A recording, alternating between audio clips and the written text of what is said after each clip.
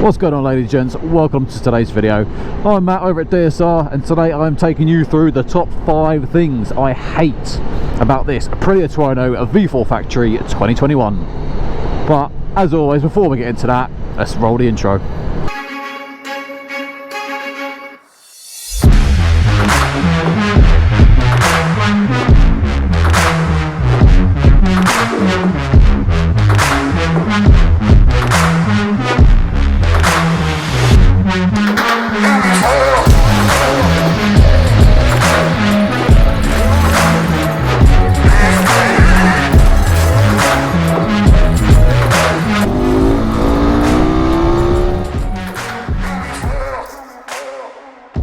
Now this is a disclaimer before I get into this video for all those keyboard warriors out there. This is my bike, I own it. I can have these gripes. Just because you don't have them doesn't mean I'm wrong, doesn't mean you're right. My bike, my gripes, my video.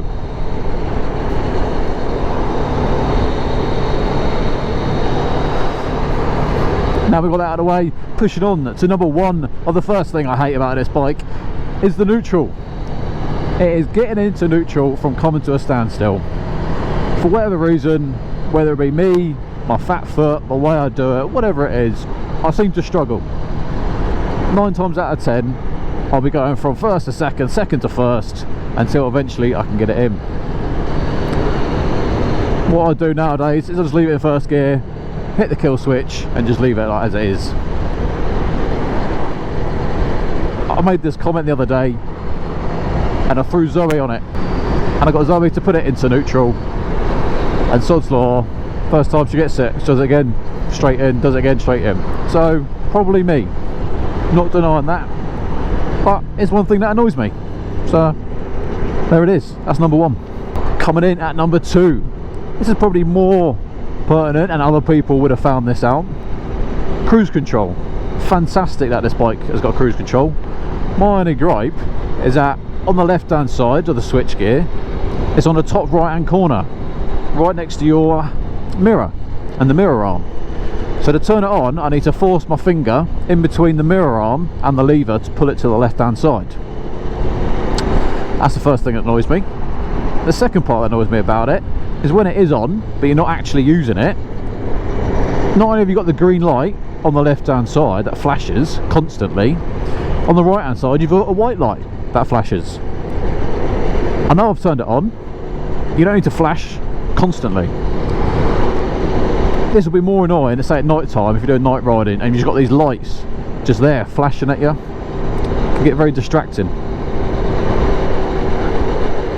Once it's on and activated, it's no dramas, it stays green. I like it on the old MT10, when you turn it on at the start it will go orange, when you then activated it it will go green, and then when you're off the cruise control it will go back to orange and it will stay the solid colour, it won't flash. So Aprilia, please tell me why you've done it that it flashes. Number 3 of my list of what I hate about this bike is the overly aggressive riding position. This isn't the sports bike, this isn't the RSV4. I get it, it's derived from the RSV4. Doesn't mean the handlebars need to be near enough in the same position. It's very aggressive for a super naked. Super naked is meant to be a little bit more higher, a little bit more natural and relaxing and a comfortable position.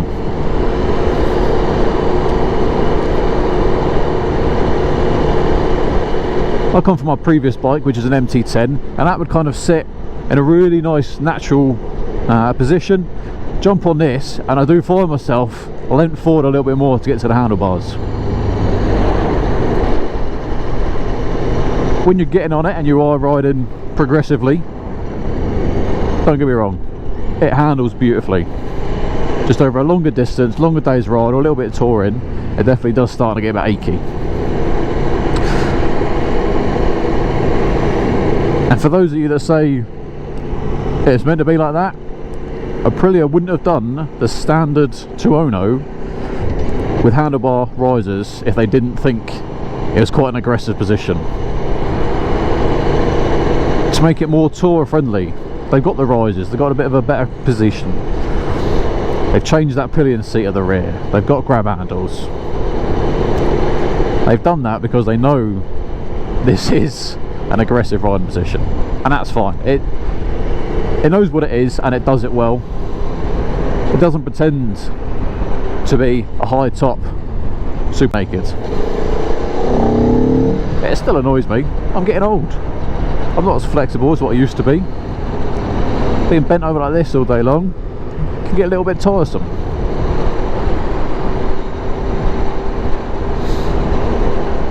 You may say in the comments box below, why don't I just get the standard one with the higher risers? Because this bike is phenomenal. It is beautiful. Absolutely love the way this looks. The standard one, I don't love it. I don't like the colour scheme. I don't like the rear seat, the way they've done it. The grab handles, I'm not keen on. So if I'm getting a Tuono, I'm getting the factory, not messing about. Coming in at number 4. Now I know every single person who rides an Aprilia Tuono will have this problem. It's the fuel range. I had an MT10 before this, and it was nicknamed the MT10 because it was constantly in a fuel station.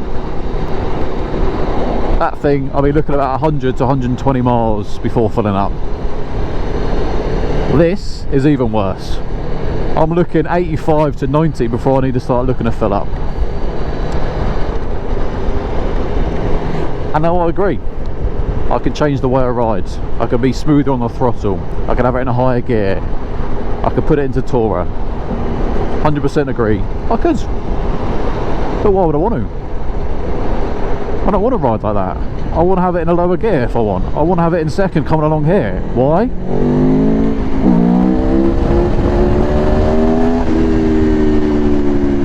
Because then I can do stupid things like that straight off the throttle, no clutch. You know, I love that it's got a fuel gauge, but I don't love seeing those little bars disappear quite quickly. Something you get used to, and it's something you accept. Like I said, you either fill it up more, just like I do, or you ride differently. And if you're going to ride differently, is there any point having this bike? Let me know in the comments box below, what's the furthest you've gone on a single tank? And also, with that comment, tell me whether you're riding like a typical Sunday ride, or were you riding like you're on a tour?